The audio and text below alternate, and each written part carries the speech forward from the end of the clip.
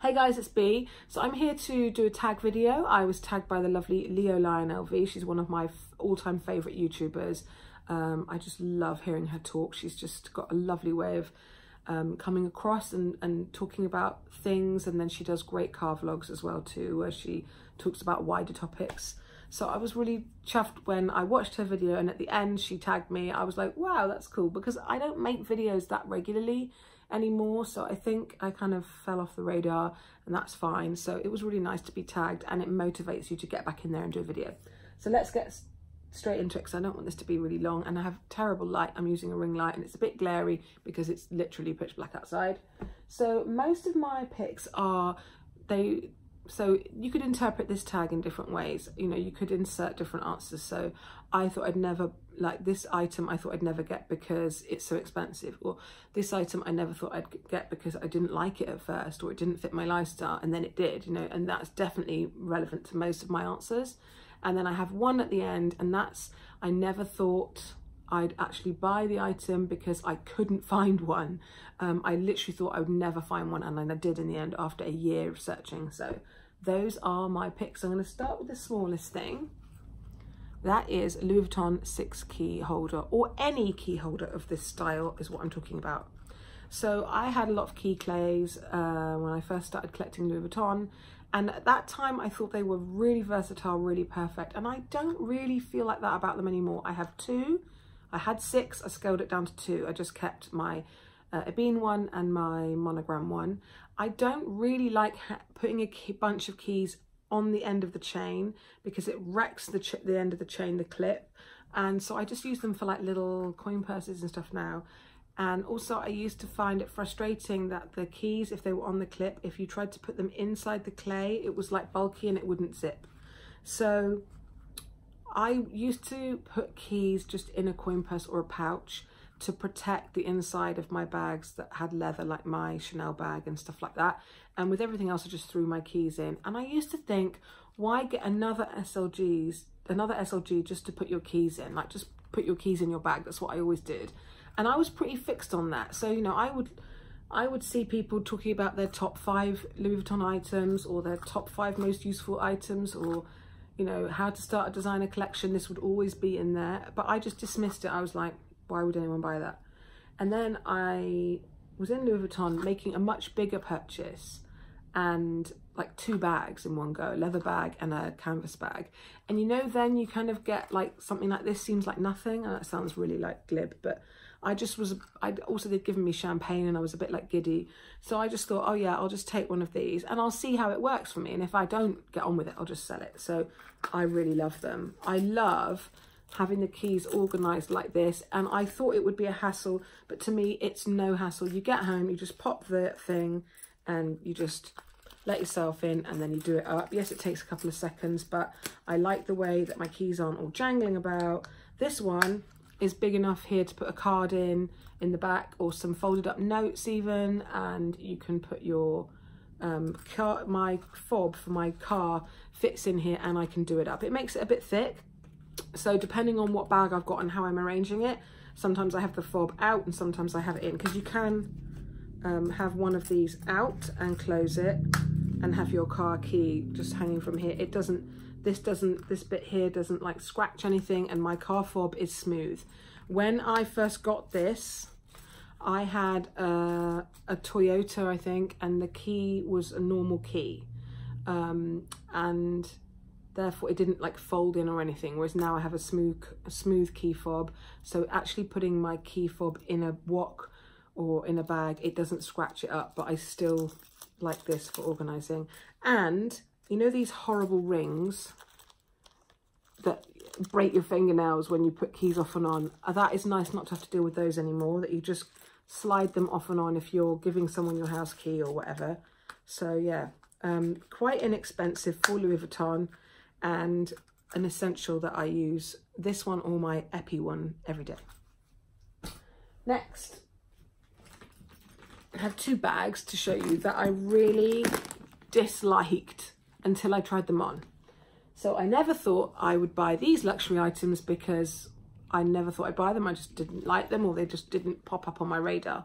The first one is the Chanel GST. I just used to think, well, it's not a classic flap. If you're going to get a Chanel bag, get some sort of flat bag with a long chain. I just didn't really get it. And I'd see a few people unboxing this on YouTube and think, oh, why did you choose that one? Is it just because it was cheaper? I mean, at the time, these were like half the price of a classic flap, and it's a big bag. I just thought, I didn't really understand the length of the handle. I thought it was a bit fussy. I don't know. And I just thought I wouldn't want that great big tote. I've got a Neverfull. Why would I want to spend all that on a Chanel tote? And then I went into the boutique and I was looking at other things, and just out of curiosity, and I had time to kill, I tried it on. And as soon as I tried it on, I thought it looked a lot nicer than I'd seen in videos. And I ended up falling in love with it, and I find it very practical. It's a shame they discontinued it. I know why I can guess now why they discontinued it, because there is this kind of thing where you get structure loss here. It doesn't have any feet on the bottom, but I just really like it. I know that I see people revealing other soft sort of totes from Chanel, and they're all very nice. But to me, there's something so classic about this boxy shape. I'm really attached to this, and I'm 99% sure I'll never sell it.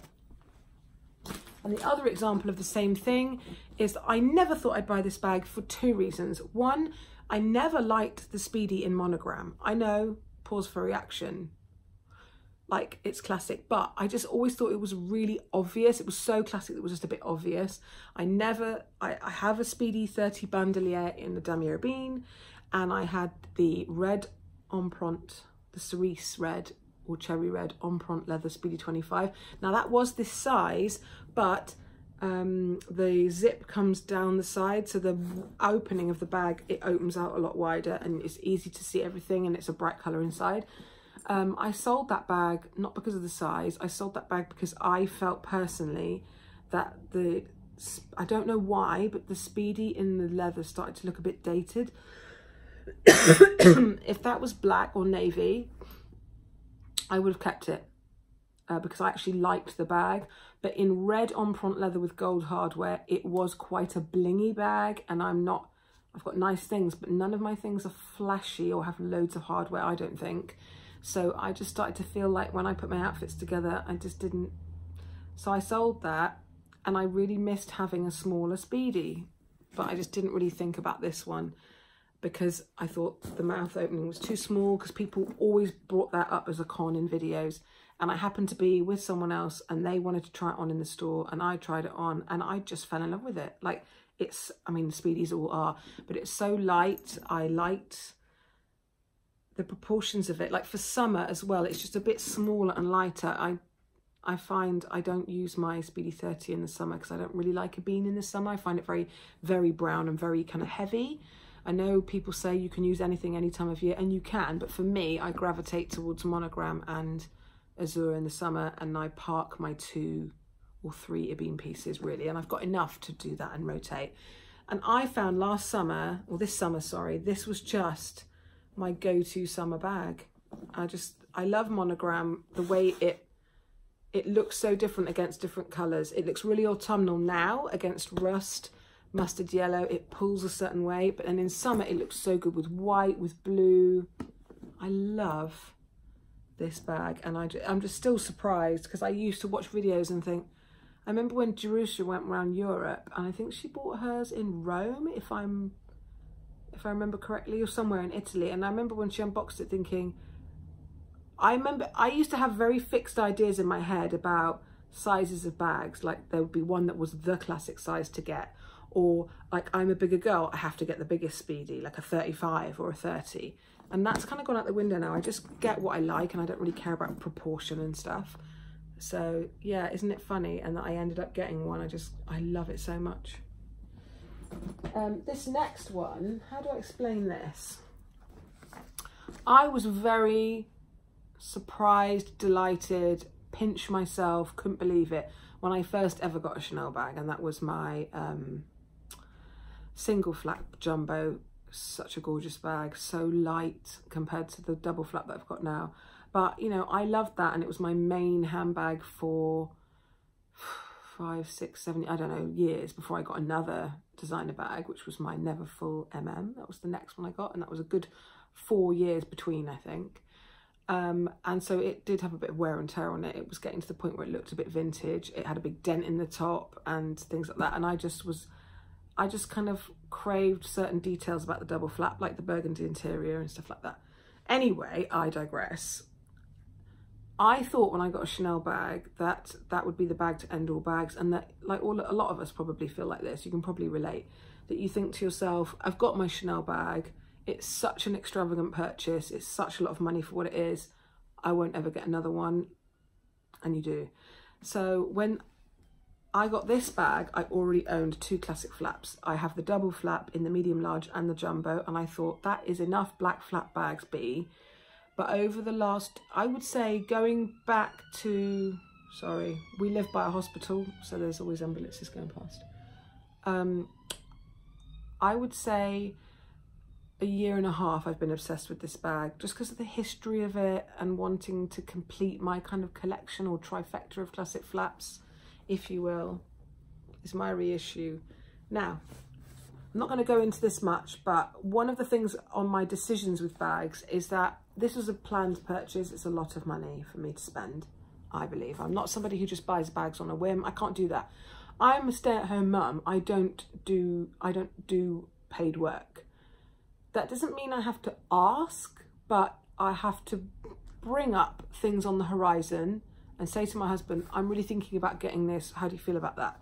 So when I said that to him, I really thought he was going to say, and he would have been totally reasonable to say, no way, you've got 2 of those and they were like $4 grand each. No way. But he was like, okay, you know, when I explained, you know, and he buys me one biggie thing like this a year, and it had been over a year since I'd had something expensive. So he was like, okay. So I got it, and the plan was to sell the jumbo. But actually, I love it, but I'm just finding I don't want to let go of the jumbo, and the prices are so high that I don't want to regret selling something. So I have all 3. Never thought I'd have 3. It's a bit extravagant, but I'm enjoying them all for different situations. So for now, I'm keeping all 3, and I love my reissue. This is the medium, the 226. And then my last item, this has gone 2.5 minutes longer than I thought, but never mind, is this one. This is my wallet on a chain. What year is this? Oh, I think this was made in 2016. Or was it 2017? I can't remember. But anyway, this bag, the reason this is a luxury item I never thought I'd be able to get, or never thought I'd get, is because I just couldn't find one.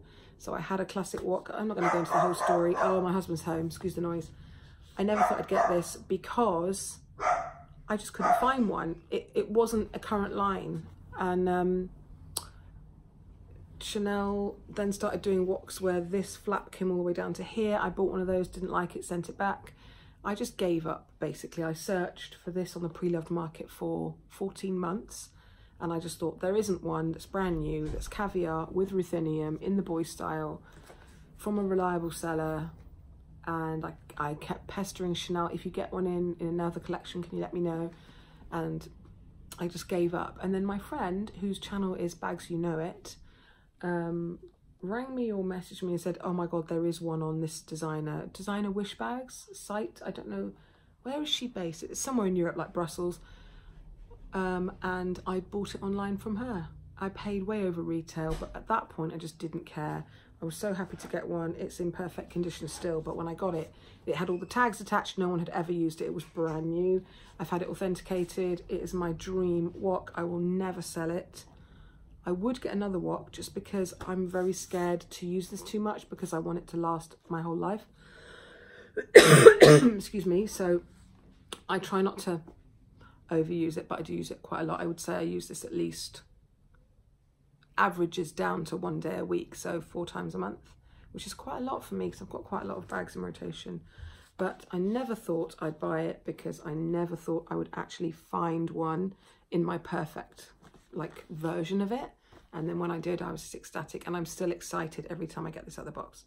So those are my pieces that I never thought I'd buy, and all of them are things that I wouldn't sell. They're all forever pieces. So that's quite ironic. I never thought I'd get them, but now I've got them. I never want to let them go.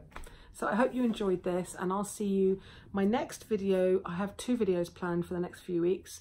One is my Gucci collection, because lots of people have asked, because I've bought a pair of shoes and 2 bags recently, and what I feel about the things that I've got and quality and all the rest of it.